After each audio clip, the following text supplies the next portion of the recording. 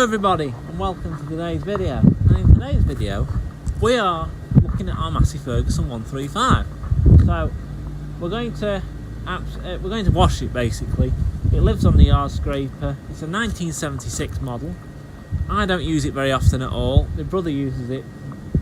Well, he uses it more than anyone else. I don't think my dad even uses this tractor. But yeah, he scrapes out all winter long. Even now, it's probably the most used tractor on the farm. Most important job really. What it does is scraping the cows out every day. Even now, it just scrapes the collecting yard out, even though the cows are out. But yeah, we're going to give it a wash. So we're going to do that first. So hopefully, I'll put a time lapse in. But hopefully, 3, 2, 1, it's clean.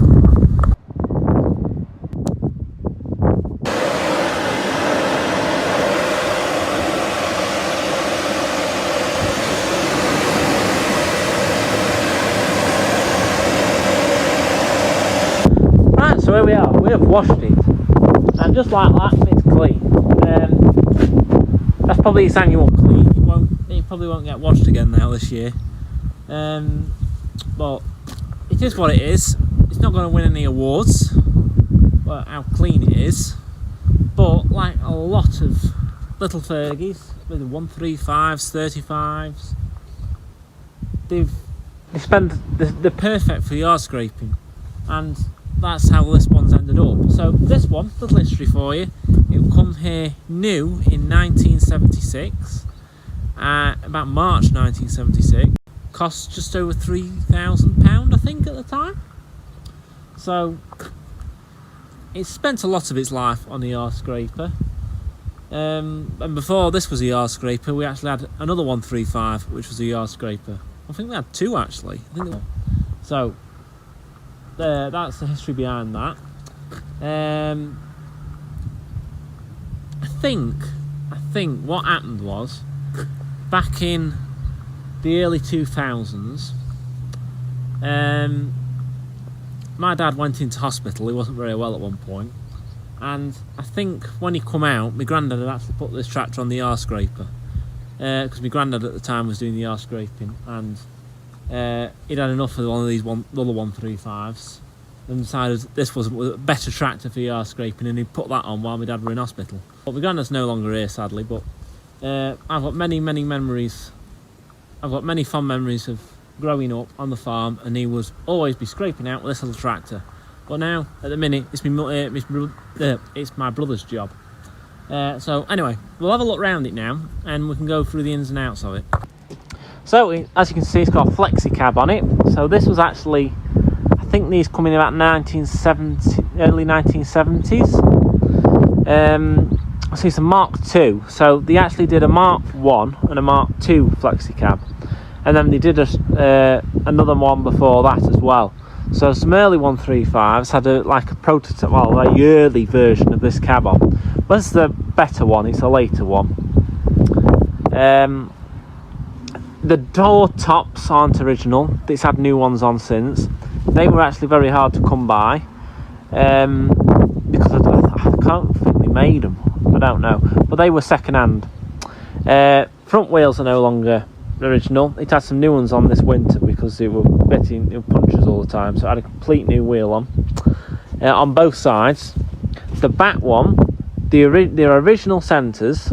So these original rims, but the tyres, it had a couple of new ones on, probably about, I'd like to say 6 or 7 years ago, I think. So like I say, it's not going to win any awards for how clean it is, although a lot of that is rust, a bit of that's muck there, but a lot of that's rust. They have been repainted at some point. I think I didn't to be honest with you. But the engine's been virtually no problems whatsoever on it. In fact, how many hours are on the clock? So it's going to be a bit mucky in here because obviously power washed and the cab's not watertight. So we've got 8.834 hours on the clock. So the fuel gauge worked. Well, it did work. So does the amp meter, oil pressure and water temperature all work. I've had a new seat in it as well at some point. It does look a bit mucky in there, but it'll dry and we'll clean it a bit better probably. But you know, the badge has obviously seen better days. You know, but the bonnet's all right. A bit rusty on top, but no, nothing major. It's got the straight front axle. So the early ones had a bent front axle, so it used to come out and go back a bit. It was swept back. They called it a swept back front axle. This one's actually got power steering on as well. Not very many have that on either, although it does leak oil, and I think most of them actually did. But instead of an alternator, it got a dynamo. Just say it there. It has had a new one on recently.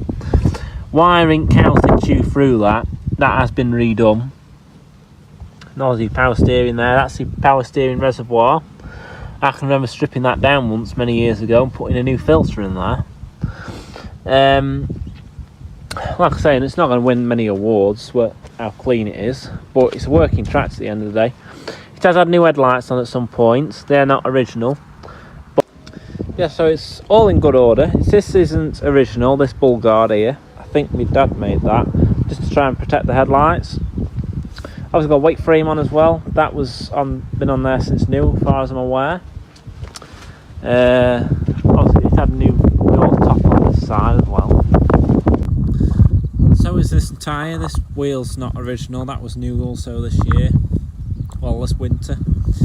Back one, same as the other side. Rim, this bit and that bit, all original. Tyres not. It's had a new tyre on as well. This side has actually got a side light on. I did put a couple new ones on, but that one's obviously dropped off, broken. I mean, the cab's in fairly good state. There's no holes in the things. I mean, they were for putting your hands through, as far as I'm aware, for doing hand signals when turning on a road. I mean, the rubber's a bit perished on the door, I'll admit that. Obviously, a very basic tractor in its day. So when these tractors were actually new, they reckon that one out of 4 new tractors being sold was not only a Massey Ferguson, but was actually a 135. So they have a 47 horsepower engine in them. I think the early ones were like 45, and then did the up to 47, I think. Got a couple more horses out of them. So they are a very sought after tractor, I think, because they are actually very valuable, especially when they're in original condition. This one is very original. It's obviously had 2 new tyres. It's had several sets of new tyres on the front.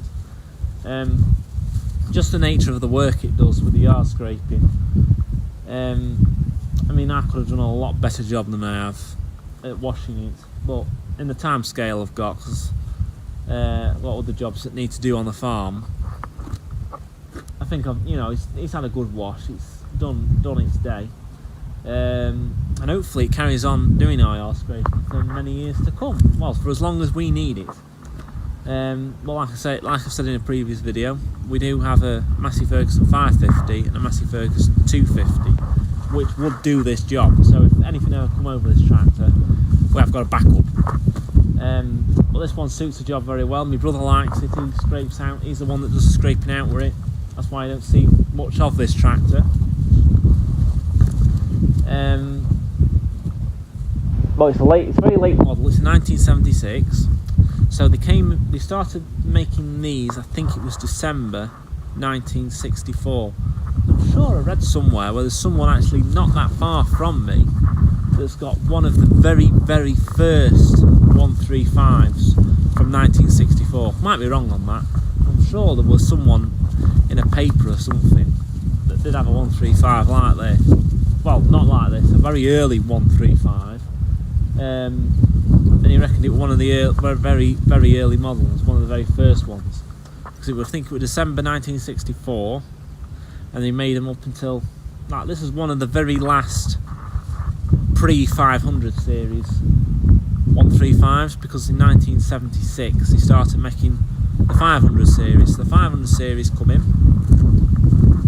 They basically were to replace the 100 series. So they replaced the 135. And in the 100 series there was a 130, although that did get wiped out very early on. That only did a number of years. It got phased out. I think it was like in 1970 or something, after like 6 or 7 years probably. That got phased out, so the 135 was like the baby.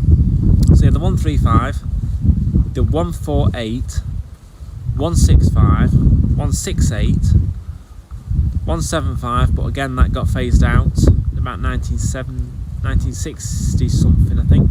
Replaced that with 178, then that got replaced by a 185, and then they had a 188 as well, which was like the big daddy, the king of the series, the king of the range, the biggest one they did. That's what I mean when I say the king of the range. Anyway, but by far the most popular was the 135. So the 135 and 148 were a very similar tractor. The only difference was the 148 had a spacer in the gearbox, and a 6-inch spacer, which made the tractor 6 inches longer, so made it more suitable for arable work where you're lifting on the back end. So it had more leverage, you know, could have more lift capacity. Also, I think you could have a creeper gearbox put in if you wanted on them.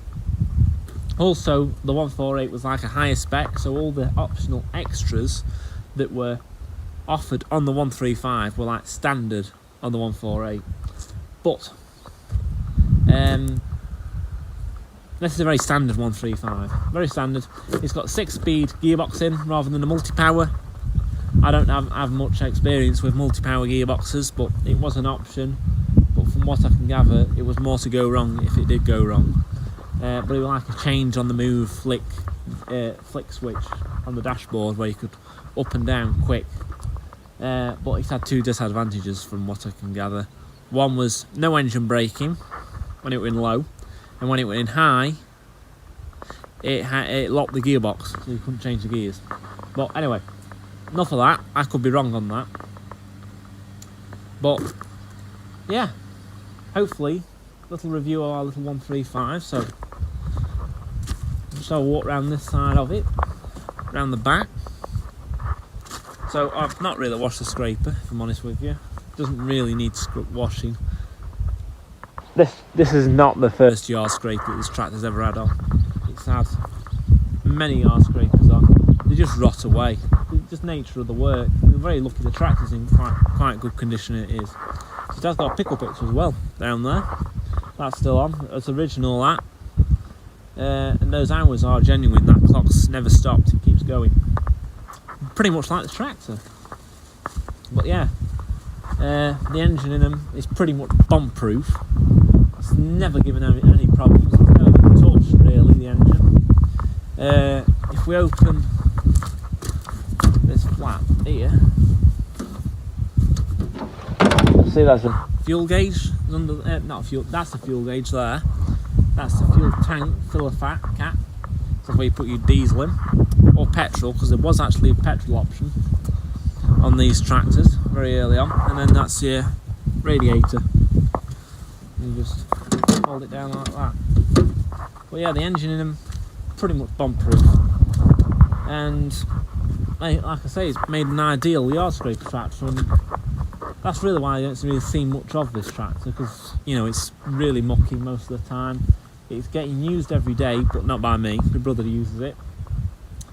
But it's got a lot of things that have changed over it, and you've got to remember that this tractor is 1976, so that makes this tractor.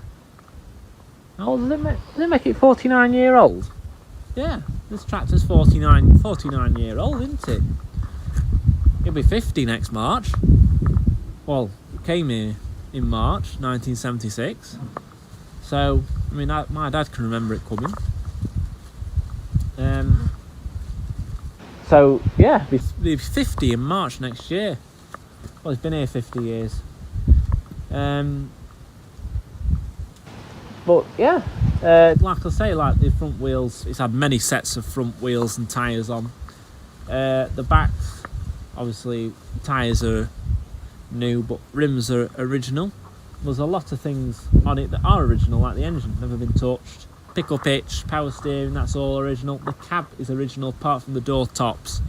That they did have new ones on because they did rot. They hold water, very bad design, they hold water in the shelf, especially when you've washed it like this. Windscreen wiper is original, although I did try and fix it one day because the wires had all come out of it. But yeah, apart from that, it is a very original tractor. All the 3-point linkage on the back's original, although it could do with probably replacing. Muck's getting the better of that. But yeah, in its day, it would have been a proper good tractor. I mean, it's still a proper good tractor, but I mean, you wouldn't go and mow 200 acres with it now, would you? Or pull a big slurry tanker with it, but it does what it does, and it does everything it says on the tin, really. But yeah, anyway, I hope you've enjoyed this little tractor tour of R135. I'm going to go and have some dinner now, so I'll leave it at that. So if you've liked the video, please give it a thumbs up and subscribe below, and I will see you in my next one. I'll see you. Bye.